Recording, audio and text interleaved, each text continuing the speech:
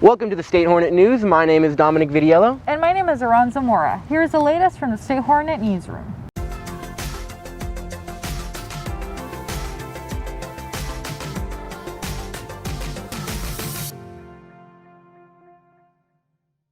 After body camera footage was released of the officer-involved shooting of Pocket neighborhood resident Michael Wright was released, our multimedia editor Sarah Nevis attended a press conference held by his family at the state capitol.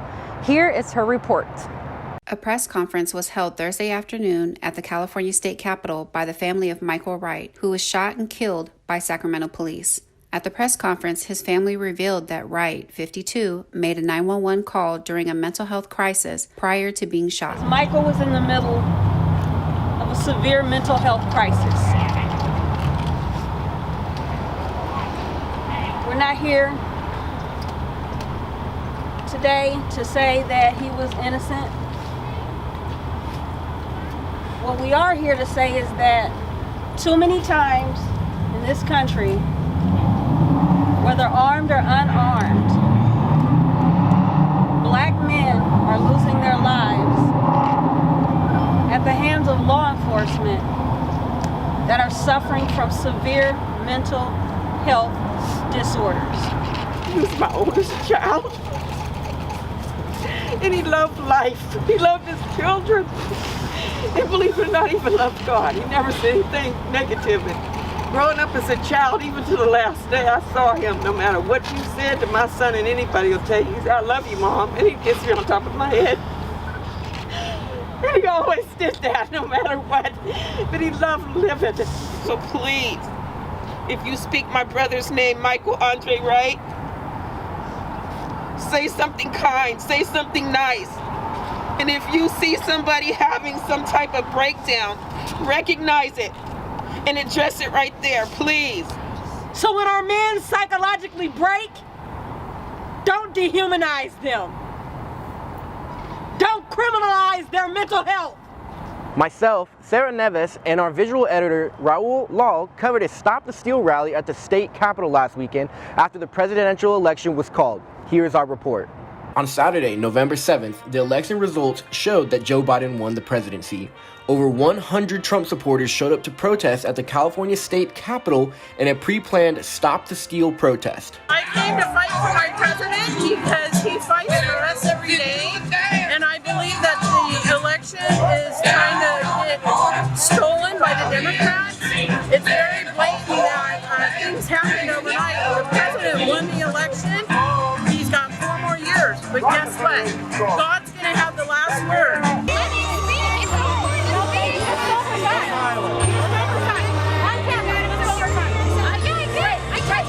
The event was mostly peaceful during the morning, but altercations occurred in the afternoon between Trump and Biden supporters. I was walking around over here at the Capitol as a Trump supporter swung their flag into my face, so I tried to pull it out of the way, and then was attacked by 3 Trump supporters, kicking me, punching me, throwing me to the ground, and hitting me with their flags. Yeah, that's assault! That's assault! Go ahead! Assault! Let's do it! Let's see your assault! I came out here today for the Stop the Steal protest because of what happened with the elections. They're trying to rig the elections. They don't want Donald Trump to win. We've seen countless of videos of voter fraud, and we just want fair elections. That's all we want.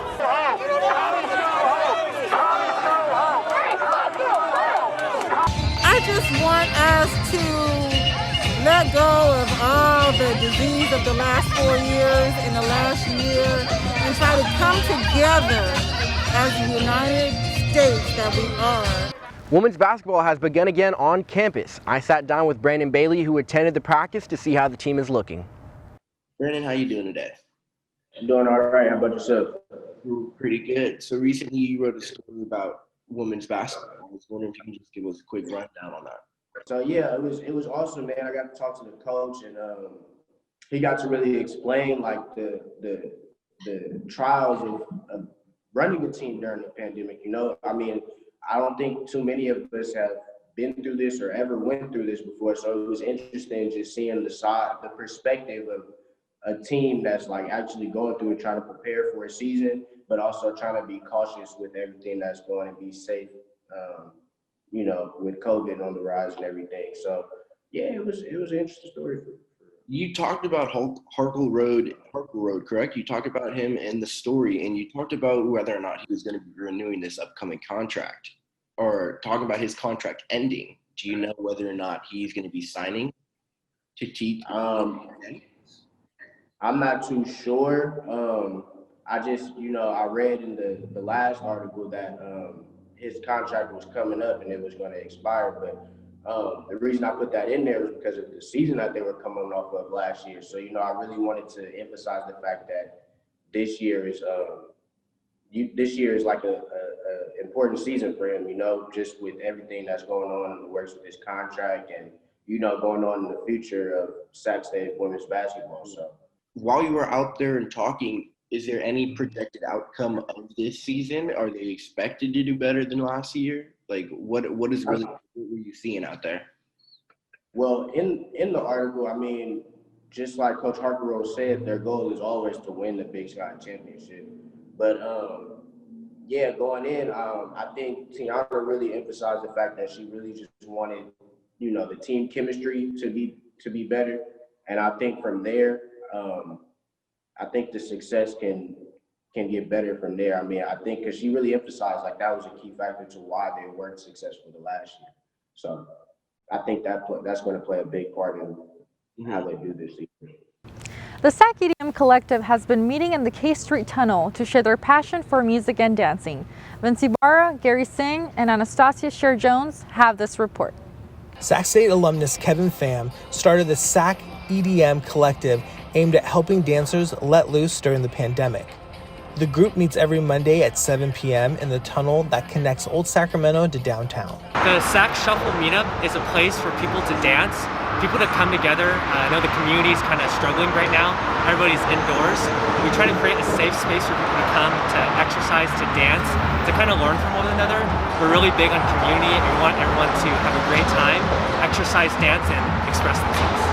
Because of the pandemic, life's been pretty weird, pretty strange, stressful, scary. And so, like I said, being able to go out and hang out with people safely and just do what you love doing with other people who love doing the same thing, it definitely kind of just takes the stress off your shoulders a little bit, lets you escape from the reality that we're living right now. Our goal is to keep dancing, to get better, to provide a community space for others to join us, to come express themselves. Ultimately, it's not meant to be just a dance group, but a group for expression, I think right now, with everything that's going on, community is what we need. We need to bond together, we need to come together. We need a space for people to dance, to have fun, to exercise, to just enjoy themselves and express themselves freely. The Sac State volleyball team has started practicing indoors in preparation for the spring 2020 season. Senior defensive specialist Michelle Tayton said prior to moving indoors, the team was practicing in small groups to minimize the risk of COVID-19 transmission. According to Brendan Padilla, director of athletic training, players are practicing 20 hours a week and are required to wear masks while practicing. Players are required to be tested, and the team is currently testing 25% of players once a week. Sac State Assistant Athletic Director Brian Berger said that this will increase to the NCAA guidelines of players being tested 3 times a week during the season. Thank you for joining us on this edition of State Hornet News. My name is Dominic Vidiello. And I am Aran Zamora. The coverage continues on our website, statehornet.com. Don't forget to follow us on Twitter, Facebook, and Instagram, and subscribe to our YouTube channel. Stay safe, stay healthy, and stingers up. We will see you next time.